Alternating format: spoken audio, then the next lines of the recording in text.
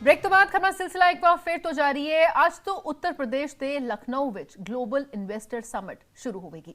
ਦੱਸਦੇ ਕਿ ਪ੍ਰਧਾਨ ਮੰਤਰੀ ਨਰਿੰਦਰ ਮੋਦੀ ਖਾਸ ਤੌਰ ਤੇ ਇੱਥੇ ਪਹੁੰਚਣਗੇ ਤੇ ਉਦਘਾਟਨ ਸਮਿਟ ਦਾ ਕਰਨਗੇ।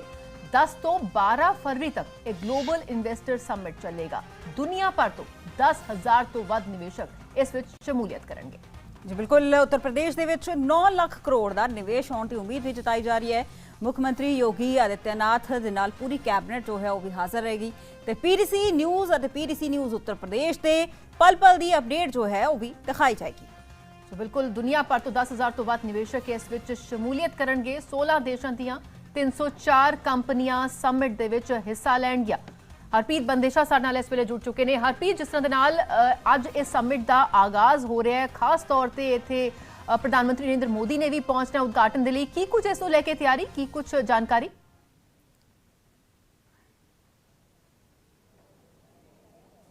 बिल्कुल, मैं तो इतों तस्वीर दिखाई है। असी इस वे वैन्यू से मौजूद हैं जिथे कि थोड़ी देर तक मनाया जा रहा है कि प्रधानमंत्री नरेंद्र मोदी पहुंचणगे तो इस पूरे जोड़ा समिट होने जा रहा है उत्तर प्रदेश का ग्लोबल समिट, जिथे कि दुनिया भर तो निवेशक जोड़े ने बुलाए जा रहे हैं कि उत्तर प्रदेश का विकास किया जा सके, यूपी के नौकरियां आउण ते यूपी नूं जिहड़ा कहा जाता है कि यूपी पिछे रह गया या यूपी नूं होर ज़्यादा अगे लैके जाना है, उसकी तैयारी करने की एक वड्डा कदम जिहड़ा वो चुक्या गया उत्तर प्रदेश सरकार वालों। तो उस चलद्या ही हुण जिहड़ा ग्लोबल समिट जिहड़े कि 3 दिन तक चलना, 10, 11, 12 उसकी अज इत्थे इनॉग्रेशन जिहड़ा उहदा जिहड़ा उद्घाटन है वो इत्थे कीता जाना। तुहानूं असीं तस्वीरां दिखावांगे कि किस तरीके दे नाल इत्थे जिहड़ी तैयारी है जिहड़ी इत्थे ग्लोबल समिट नूं लैके कीती गई कि जिहड़े इन्वेस्टर जिहड़े ने पूरी देश दुनिया तो इत्थे पहुंच रहे हैं कि इत्थे वध तो वध यूपी दे विच निवेश आ सके। देखो, इत्थे सिर्फ इन्वेस्टर ही नहीं बुलाए गए, इन्वेस्टर तो अलावा जिहड़ियां कंपनियां एक बिजनेस नूं खड़ा करने लई जरूरी ने, चाहे वो पब्लिक रिलेशन है चाहे वो बैंक ने, बैंकां दे जिहड़े CMD ने, जिहड़े चेयरमैन ने, उन्हां नूं इत्थे बुलाया गया कि जिस नाल जेकर एक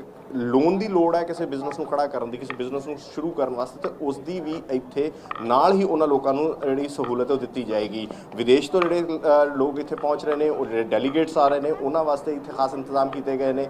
दूसरा, क्योंकि जदों भी कोई ग्लोबल समिट या इन्वेस्टर समिट इन्वेस्ट लैके किया जाता तो सब तो वड्डा उहदे च एक जिहड़ा टीचा हुंदा है, उद्देश हुंदा है, वो ये कि वध तो वध MOU साइन होण ते जिहड़े MOU साइन किए जाण वो MOU ज़मीनी तौर पर जिहड़े ने काम कर सकन, जमीनी तौर पर उन्होंने फायदा दिखे। तो इस करके मन्निया जा रहा है कि इसकी जी ग्लोबल समिट है, इसकी सब तो अहम चीज़ ये है कि इस पूरे ग्लोबल समिट के इस इन्वेस्टर समिट के दौरान कोशिश उत्तर प्रदेश सरकार की यही है कि वध तो वध निवेश आए, जिस नाल कि यूपी के विच रोज़गार के जोड़े साधन ने वो वधन, यूपी का तरक्की होवे। तो सिर्फ क्योंकि जो कोई सूबा वधेगा तो जाहिर तौर पर देश की जी आर्थिक प्रगति है, देश की जी आर्थिक स्पीड है, वो फाइनैशियल जी हालात ने बदलते हैं। तो उस लैके ही उत्तर प्रदेश वालों सरकार वालों ये जो ग्लोबल समिट करवाया जा रहा है, जो कि 3 दिन तक चलेगा। आज प्रधानमंत्री पहुँच रहे हैं तो समापन वाले दिन इतने खुद देश के राष्ट्रपति महामहिम द्रौपदी मुर्मू जोड़े ने वो इतने पहुँचणगे। तस्वीर ने उतों के वैन्यू दियाँ जिथे कि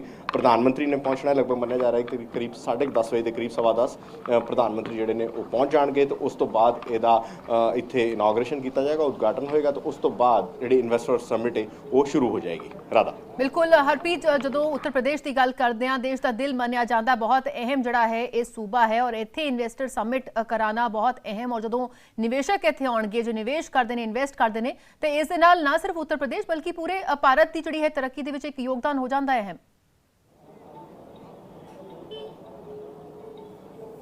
देखो, कहा जाता है कि दिल्ली की गद्दी का राह यूपी तो होकर गुजरता है, तो इस करके यूपी का विकास होना बड़ा जरूरी है। यूपी बहुत वड्डा है, जेकर क्षेत्रफल के हिसाब से गल करो तो यूपी काफ़ी वड्डा है। यूपी चो उत्तराखंड निकलिया तो कहा गया कि यूपी के होर अजे छोटा हो तो यूपी की होर ज़्यादा तरक्की हो सकती है। लेकिन ये मन्निया जाए कि उन स्टेट को छोटा करने नालों जेकर उस इन्वेस्टमेंट आए उसनों होर ज़्यादा स्पीड नाल अगे वधाया जाए, उत्थे काम वधे, नौकरियां वधन, रोज़गार वधन, जिस तरह कि जो उत्थों का वशिंदा है वो उत्थे ही रहे, बाहर ना जाए। तो शायद उस ही एक जी तस्वीर है, उस जी एक कोशिश है वो इत्थे यूपी सरकार वालों की जा रही है इस इन्वेस्टर समिट को करके, क्योंकि 10 फरवरी तो लेकर 12 फरवरी तक चलनी है।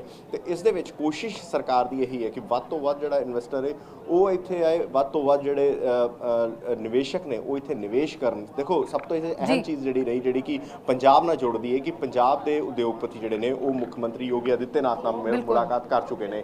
तो जेकर पंजाब की इंडस्ट्री उठ के यूपी च आउंदी है तो पंजाब सरकार वास्ते वड्डे सवाल ने अपने आप च कि आखिर उत्थे इहो जी की कमी जिस करके ये लोग इत्थे आ रहे ਨੇ।